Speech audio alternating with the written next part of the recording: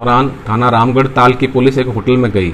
वहां पर एक कमरे में 3 युवक संदिग्ध अलग अलग शहरों से आए थे जो ठहरे थे।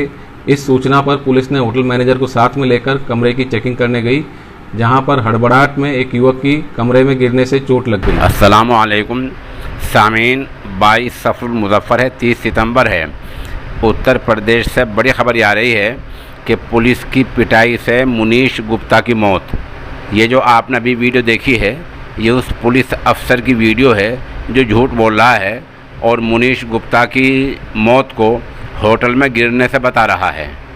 ख़बर ज़रा अहम है, इसलिए थोड़ी तफसीर से सुन लें। कानपुर के कारोबारी मुनीश गुप्ता की पुलिस की पिटाई के मौत के बाद आज वज़ीर आला मनीष के ख़ानदान वालों से मिले हैं। यानी वज़ीर आला आदित्यनाथ योगी ख़ुद भी उसके घर वालों के पास कानपुर पहुंच गए हैं।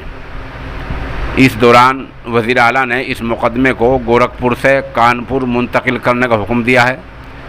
बता दें कि मुनीश गुप्ता गोरखपुर के एक होटल में ठहरा हुआ था, जहां पुलिस ने उसकी पिटाई कर दी। बाद में इसी पिटाई की वजह से मुनीश की मौत हो गई थी। वज़ीर आला ने मीनाक्षी के बेटे की तालीम के खर्च और मीनाक्षी को सरकारी नौकरी देने का वादा किया है। ये मुलाकात पुलिस लाइन में हुई है। इससे पहले आज सुबह के वक्त साबिक वज़ीर आला अखिलेश यादव ने मनीष के ख़ानदान से मुलाकात की और 20 लाख रुपए की मदद देने का ऐलान किया। साथ ही मामले की जांच हाई कोर्ट के सिटिंग जज यानी किसी मौजूदा जज से कराने की मांग की और इस मौत को सरकार की नाकामी करार दिया। पूरा मामला क्या है? पूरा मामला ये है कि कानपुर का प्रॉपर्टी डीलर मनीष गुप्ता अपने 2 दोस्तों के साथ गोरखपुर के होटल में ठहरा हुआ था। रात में थाना रामगढ़ ताल की पुलिस चेकिंग के लिए आई। आईडी कार्ड मांगा।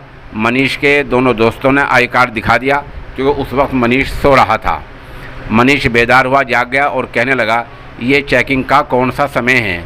इतना कहते ही पुलिस वाले भटक गए और मनीष की पिटाई कर दी। ज़्यादा पिटाई होने पर उसको अस्पताल ले जाया गया, जहां उसकी मौत हो गई। पोस्टमार्टम रिपोर्ट में मनीष के जिस्म पर चोट और ज़ख़म के निशानात मिले हैं। इस मामले में 6 पुलिस वाले अभी तक मुअत्तल किए गए हैं। उनमें SHO जगत नारायण, अक्षय मिश्र, विजय यादव, राहुल दुबे, कमलेश यादव और प्रशांत कुमार हैं, जिनको मुअत्तल कर दिया गया है। बहरहाल जिस DM ने और SSP ने धमकी भरे अंदाज में मीनाक्षी को मुकदमा न लिखाने की बात कही थी, उनके बारे में अभी सरकार की तरफ से कोई ऐलान नहीं आया है।